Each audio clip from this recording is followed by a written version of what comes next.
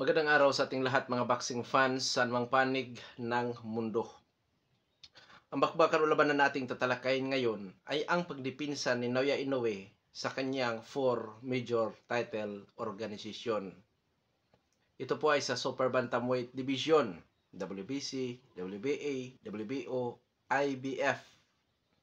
Kontra po sa kanyang challenger, isang Amerikano, which is nationality is American, Ramon Cardenas. So, sa apelido pa lang mga lods, para sa akin, ito ay Mexican-American. Noong saan itong si Cardenas, rank 1 sa WBA, rank 10 sa WBO, rank 8 sa IBF. Ang kanilang fight schedule, Mayo 4, 2025 sa T-Mobile Arena, Las Vegas. So, sa bakbakan na ito, tayo pa maghayag ng sarili nating fight prediction, comparison at analysis. Sa tingin ko, hindi ito mahaba na talakayan mga idols. Kung saan doon pa po lamang sa ating gagawing comparison, detalyado po na inyong malalaman ang kung saan naging yamado, saan naging yahado itong maglalaban. Kung may chance ba itong challenger o wala. Na kung saan mga lodi, inanyahan ko rin po kayo na panoorin ang buong video. Di lang doon sa comparison, pati doon sa prediction at fight analysis natin. Kasi kung hindi man kayo pabor sa aking prediction, may mga basihan kayong makukuha doon sa buong video. Oo. Bago naman natin ito simulan, para po sa mga boxing fans na bago po lamang napadpad dito sa ating munting channel, inanyahan ko po kayo na sana supportahan po sa pamamagitan po ng pag-subscribe, like, and share. At para po sa mga boxing fans na walang sawa na sumuporta, sumabaybay dito sa ating munting channel, taos puso po ako nagpapasalamat sa inyong lahat. Wala po andong sports PH kung wala rin po kayo mga idols. So ngayon, hindi na natin ito patagalin pa, simulan na natin. Na kung saan atin ang tatalakayin ang background ng challenger na si Ramon Cardenas. Si Ramon Cardenas po, as a professional boxer, may impresibong kartada ito na 26 wins with 14 wins coming by way of knockout, may isang talo. Ngunit wala pa na italang tabla. Sa kanyang nag-iisang talo, sa puntusan lamang ito natatalo. May edad na 29 anyos at ang height 5 foot and 6 inches, orthodox ang stance. Knockout ratio 53.85%. Last fight, February 8, 2025, Brian Acosta. Na kung saan panalo ba yun na most decision si Cardenas. So sa experience ni Cardenas mga lods, diretso na tayo sa pro fights. Nakalaban niya itong si Brian Acosta na kung saan may 20-0. Na kung saan itong si Acosta sa ngayon ay nangangampanya na sa featherweight division. Tinalo yan ni Cardenas by unanimous decision. Si Israel Rodriguez, Jesus Ramirez Rubio. Skills ni Ramon Cardenas, boxer puncher, which is malimit po yan sa mga Mexican-American at mismong sa mga Meksikano. Malimit sa boxer puncher. Pressure, defensive, counter, brawler style. Excuse me po. Napakasipag dito kung bumabato ng mga kombinasyon. Taglay ang husay sa timing, accuracy. Siyempre may power din. Pero pagdating po sa depensa, marami akong nakitang openings, delikado ma-counter. Sa mid-range, close range sa suntukan, marami siyang openings. Ganun pa man may tibay kasi nga natatalo lang siya sa pamamagitan po ng puntosan. Sa kanyang 27 total fights, isang beses lang siya natalo. So sa panig naman ni Inoue, bilang isang professional boxer, may impresibong kartada din ang Japanese fighter. 29 wins with 26 wins coming by way of knockout undefeated. May edad na 32 anyos at ang height 5 foot and 5 inches. Reach 67.5 inches. Orthodox ang stance, account ratio 89.66%. Last fight, January 24, 2025, nakasagawa ang challenger na si Yejun Kim, isang South Korean. Panalo by 4th round knockout itong si Inoue. So sa experience ni Inoue, 4 division world champion at 2 division undisputed world champion.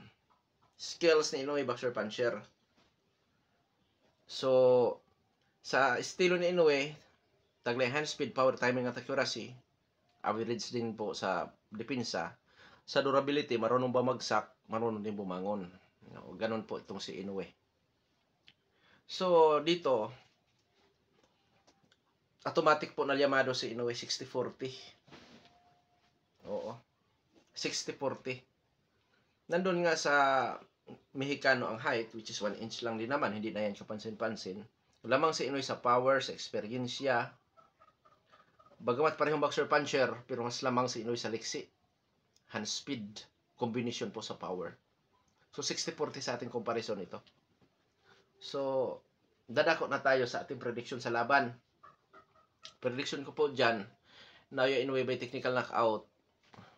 Sa totoo lang mga lods, sa estilo nitong si Ramon Cardenas, malayo na po ang 5th round.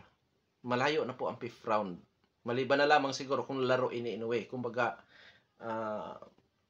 patagalin ni Inoue ang laban. Na kay Inoue ang control, patagalin ang laban. Oo. Pero kung ang Inoue po ay nagmamadali, sa tingin ko pinakamatagal ang 3rd round. Sa totoo lang. Or ang 5th round.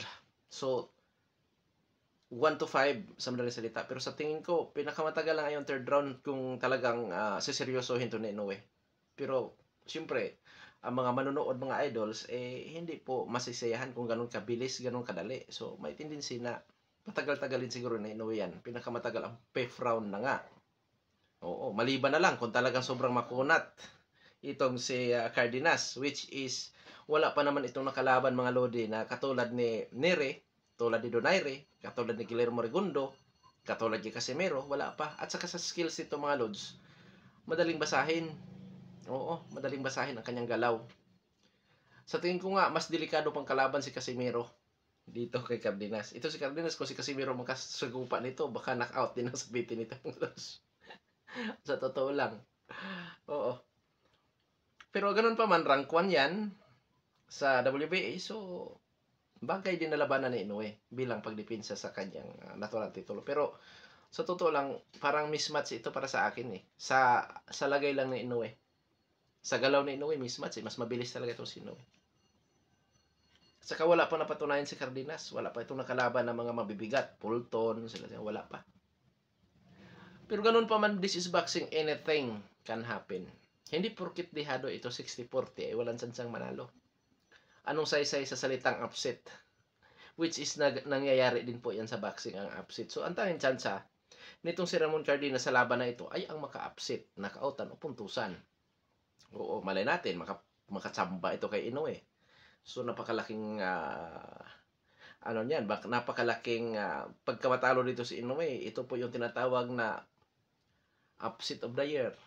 Oo. Ito ang pinaka-upset of the year kung sakali matalo dito si Inoue sa laban na yan. Kasi napakalayo nga po ng agwat. Oo, napakalayo. Kaya dito, payday ito para kay Ramon Cardenas. Kasi nga, ang mapalaban ba naman kay Naoya Inoue? Ito si Inoue pinag-aagawan yan sa totoo lang. Hindi yan sabihin na iniiwasan, hindi. Pinag-aagawan si Inoue. Bakit? Payday ang laban pag si Inoue ang kalaban mo. Kasi nga, side A po yan. At future legendary. Future legend yan si Inoue. Oo. Which is sa buong Asia, siya pa lamang ang naging 2 division undisputed world champion. Hindi. Asia ba ang Ukraine? Europa yaman yata yung Ukraine. Europe.